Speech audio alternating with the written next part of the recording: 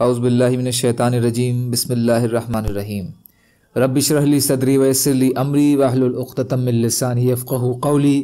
ریاض الصالحین حصہ اول، کھلے اور چھپے ہوئے کاموں اور حالات میں نیک نیتی کا ہونا ضروری ہے۔ عورتوں کے ساتھ بھلائی کرنے کی وصیت کا بیان۔ اللہ تعالیٰ فرماتے ہیں، اور ان عورتوں کے ساتھ مل جل کر اچھی طرح رہو، اور فرمایا تم ہرگز عورتوں کے بیچ برابری کا معاملہ نہیں کر سکو گے،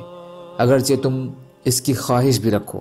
تو تم اپنی مرضی سے کسی ایک ہی بیوی کی طرف ہر طرح نہ جھک پڑو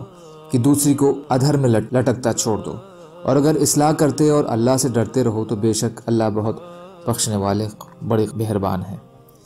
فائدہ: مطلب یہ ہے کہ ایک سے زیادہ بیویاں رکھنے والا تمام بیویوں کے بیچ خواہش کے باوجود ہر پہلو سے برابری کرنے پر قادر ہی نہیں ہے، اس لیے کہ اگر ظاہری طور پر وہ باری باری ہر بیوی کے ساتھ ایک ایک رات گزارے، تب بھی وہ پیار و محبت کے معاملے میں برابری برقرار نہیں رکھ سکتا، کیونکہ اس کا تعلق دل سے ہے جس پر انسان کا اختیار نہیں ہے۔ یقیناً کسی ایک کے ساتھ اسے دلی محبت کم اور دوسری کے ساتھ زیادہ ہوگی، جس کا اظہار اسے شہوت اور سنبھوگ کے موقع پر ہوگا، لیکن اس دلی محبت کا نتیجہ یہ نہیں ہونا چاہیے کہ جن معاملات میں تم برابری کر سکتے ہو ان میں بھی اس کا دھیان نہ رکھو، اور کچھ بیویوں کو ادھر میں چھوڑ دو۔ ان کی ضروریات زندگی کا خیال رکھو، نہ ان کی جنسی خواہشات کی تسکین کا، وہ شادی شدہ معلوم ہو اور نہ متعلقہ،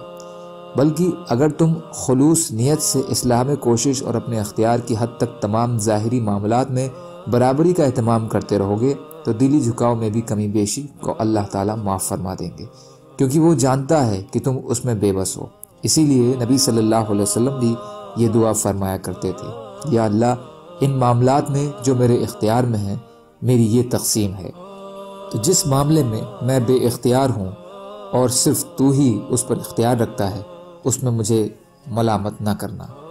ابو داؤد، ترمذی، ابن ماجہ، کتاب النکاح۔ اب احادیث دیکھیں۔ حضرت ابو ہریرہ رضی اللہ تعالی عنہ سے روایت ہے کہ رسول اللہ صلی اللہ علیہ وسلم نے فرمایا، عورتوں کے ساتھ اچھا سلوک کیا کرو، اس لیے کہ عورت کی پیدائش پسلی سے ہوئی ہے، اور پسلی میں سب سے زیادہ ٹیڑھا حصہ اس کا اوپر کا حصہ ہے۔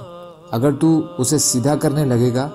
تو اسے توڑ بیٹھے گا، اور اگر اسے چھوڑے گا تو وہ ٹیڑھی ہی رہے گی، تو تم عورتوں کا خیال رکھا کرو۔ بخاری اور مسلم۔ اور صحیحین کی ایک اور روایت میں اس طرح ہے کہ عورت پسلی کی طرح ہے، اگر تو اسے سیدھا کرے گا تو توڑ دے گا، اور اس کو توڑنا اس کو طلاق دینا ہے۔ اور مسلم کی روایت میں ہے، عورت پسلی سے پیدا کی گئی ہے، یہ کسی طریقے سے بھی تیرے لیے سیدھی نہیں ہوگی، تو اگر تو اس سے فائدہ اٹھائے تو اسی کجی کی حالت میں فائدہ اٹھا، اگر تو اسے سیدھا کرنا لگے گا تو اسے توڑ ڈالے گا، اور اس کا توڑ دینا اس کو طلاق دینا ہے۔ فائدہ: اس توسع بالنساء کے معنی ہے، عورتوں کی بابت میری وصیت قبول اور اس پر عمل کرو، یا کچھ تمہارا کچھ سے عورتوں کے ساتھ حسن سلوک کی بابت وصیت طلب کرے۔ طلب ہر دو صورتوں میں عورتوں کے ساتھ اچھے ویوہار کی تاکید ہے، اس لیے کہ عورت فطری طور پر مرد سے کمزور بھی ہے اور کج فطرت اور کم عقل بھی۔ اس کے ساتھ ہی زیادہ عقل اور زیادہ صبر و قوت رکھنے والے مرد کو تحمل اور عفو و درگزر سے کام لیتے ہوئے اس کے ساتھ اچھا ویوہار کا اہتمام کرنا چاہیے۔ اس وصیت اور تاکید میں خوشگوار گھریلو زندگی کا راز چھپا ہے۔ جو لوگ اس کے الٹ عورتوں کے ساتھ بے رحمی اور ہنسک رویہ اختیار کرتے اور سوچتے ہیں کہ اس طرح وہ اسے سیدھا کر لیں گے، وہ خام خیالی میں مبتلا ہوتے ہیں، اور ان کا گھر جہنم بنا رہتا ہے، یا پھر طلاق کی وجہ سے اجڑ جاتا ہے، اور اگر بچے بھی ہوں تو ان کی زندگیاں الگ برباد ہو جاتی ہیں۔ سبحان اللہ و بحمدہ، سبحانک اللہم و بحمدک، اشہد ان لا الہ الا انت، استغفرک و اتوب الیک۔ سبحان ربک رب العزۃ عما یصفون، وسلام علی المرسلین، والحمد للہ رب العالمین، برحمتک یا ارحم الراحمین، لا الہ الا اللہ، محمد رسول اللہ۔